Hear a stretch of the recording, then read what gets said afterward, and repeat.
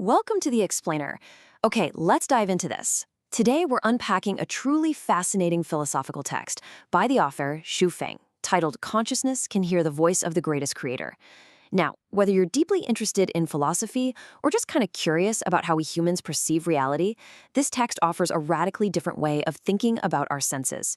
We're going to explore the author's argument regarding the true nature of perception, specifically what it really means to listen and hear. It's a concept that absolutely challenges the very foundation of our daily sensory experience. So to start, do me a favor. Just for a moment, toss your common sense right out the window. The text jumps straight into a surprising premise, asking us to consider, can you hear without your ears?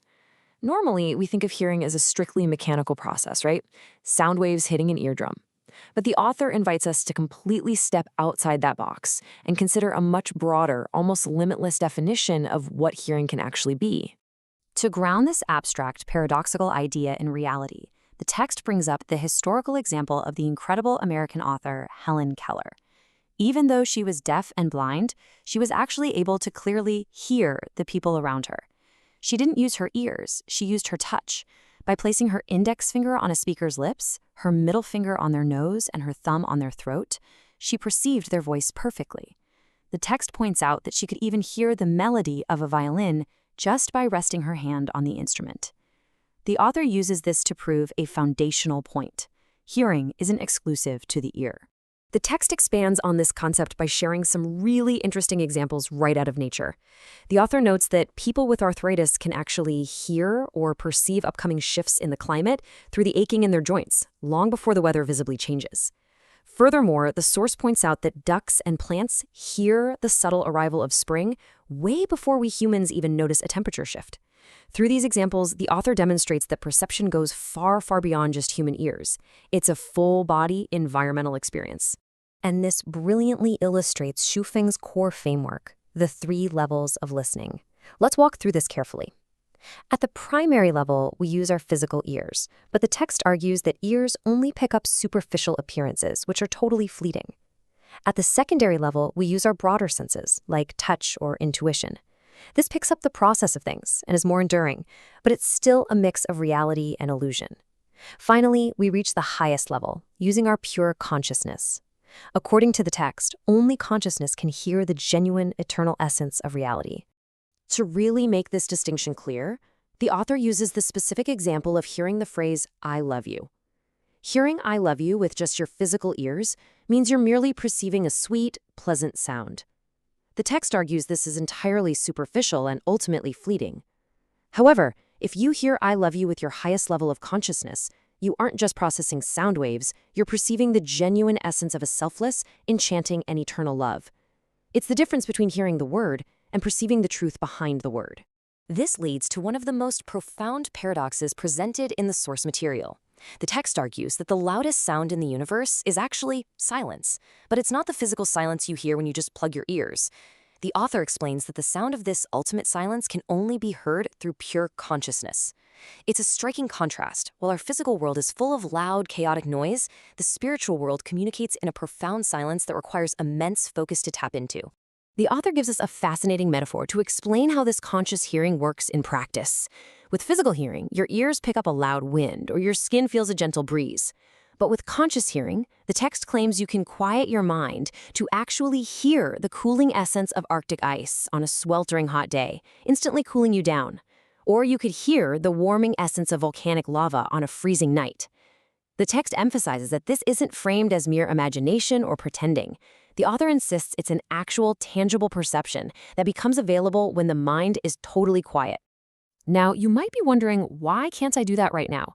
Well, the text answers this using a great analogy. It compares our untrained minds to unmagnetized iron. Ordinary iron has no magnetic north or south pole, so it can't detect a magnetic field. Similarly, the author suggests that if you hold your hand over a book and can't feel its energetic temperature, whether it emits a warm, valuable essence or a cold, empty one, it's simply because you lack conscious training. Just as iron needs magnetization, we require conscious training to unlock these hidden sensory abilities. Let's move to and see how this builds back into human biology. The text reveals a crucial point about the physical limits placed on our bodies. The human ear is restricted to hearing frequencies between 20 and 20,000 hertz. According to the author, the creator purposefully limited our hearing to this very specific narrow band. We are essentially deaf to everything happening above and below those numbers. But why? The text argues that this limitation is actually for our own sanity. Consider these vivid, honestly terrifying contrasts. If we could hear outside that 20 to 20,000 hertz range, the everyday world would become absolute madness. Our own heartbeats would be louder than beating drums. The simple act of brushing your teeth would sound like a catastrophic earthquake right inside your skull. And just drinking a glass of water would roar in your ears like the mighty Victoria Falls. The text makes it crystal clear. Our limited physical hearing is a protective mechanism. The author uses the example of a jet plane taking off to further illustrate this concept. A jet creates an incredibly deafening noise, shaking the ground. But the text points out that if the frequency of that jet sound were to somehow exceed 20,000 hertz, it would suddenly become entirely silent to us. The crucial takeaway here is that just because something is completely silent to our physical ears doesn't mean it makes no sound. It simply means it exists beyond our biological threshold. And this brings us to a major metaphysical leap in the text. If things beyond our physical hearing still make sound, what else is making noise out there? The source argues that our private, inner thoughts and our conscious mental activities generate actual, unmistakable sounds in the universe. What we think of as our quiet, secret internal monologue is, according to this philosophy, a broadcast. These sounds clearly reveal the nobility or the baseness of our true character to the vast universe, and ultimately to the creator. To support this, the author cites an ancient Chinese proverb: "Even whispered words are heard by heaven like thunder. Hidden intentions are seen by divine eyes like lightning." The text uses this to show how historical sages and wise figures have warned humanity for centuries. The warning is pretty clear. Our inner world is loud. What we think is hidden away in the dark recesses of our minds is actually ringing out loud and clear to the divine. The text then categorizes these historical sages on a timeline, objectively explaining their specific methods of communication. The author notes that Jesus spoke in parables, specifically so those with wicked hearts wouldn't understand the deeper truths.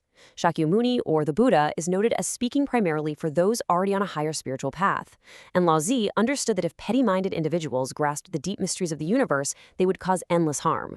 The text claims these figures deliberately left behind general wisdom rather than explicit universal mysteries as a way to protect that profound knowledge from corrupt minds. Moving into the contemporary view of the text, the author asserts that human morality is currently facing a severe crisis, that our hearts are degrading. However, the source states that divine beings aren't giving up entirely. Instead, they're making a rare 1 in 10,000 final effort to guide humanity toward these hidden universe mysteries, working through specific groups, which the author identifies as Lifechanyuan. The text frames the present day as a critical, final threshold for spiritual awakening. So the crucial point is this final distinction drawn by the author. Why can't we hear this divine voice if it's speaking? On one side, we have the noise of the mind. We're utterly deafened by our own chaotic, restless thoughts, easily misled by the superficial appearances of the physical world. On the other side is the voice of the Creator, which the text claims is constantly and selflessly speaking to every single one of us. We miss it not because it's silent, but because our own consciousness is just too distracted by the internal noise. How do we fix this distraction? The text details an ultimate resolution, a path to pure consciousness. It uses the story of Shakyamuni as the ultimate blueprint. Step 1. Sit in absolute, unwavering focus, just as he did under the Bodhi tree for 7 days and nights. Step 2. Completely quiet the chaotic mind, actively ignoring the superficial appearances presented by the physical senses. And step 3, by achieving this utter silence, you will finally hear the voice of the Creator and attain true enlightenment. To conclude the summary of Su Feng's framework, I want to leave you with this final quote directly from the text. The souls can resonate with one another, and extraordinary consciousness can hear the voice of the greatest Creator. The author firmly views this level of extraordinary consciousness not as some impossible fantasy, but as a fully achievable state for those willing to put in the immense focus required to quiet their internal noise. So as we wrap up this explainer, I want you to consider this final provocative thought. If the framework presented in this text holds true, if sound exists far beyond the biological limits of our eardrums, and if the truest essences of reality can only be perceived in absolute mental silence, how much of the universe are you actually missing by only using your ears? It's a profound philosophical question that challenges us to rethink how deeply we are truly paying attention to the world around us. Thanks for joining me as we unpack this fascinating perspective. Stay curious and keep learning.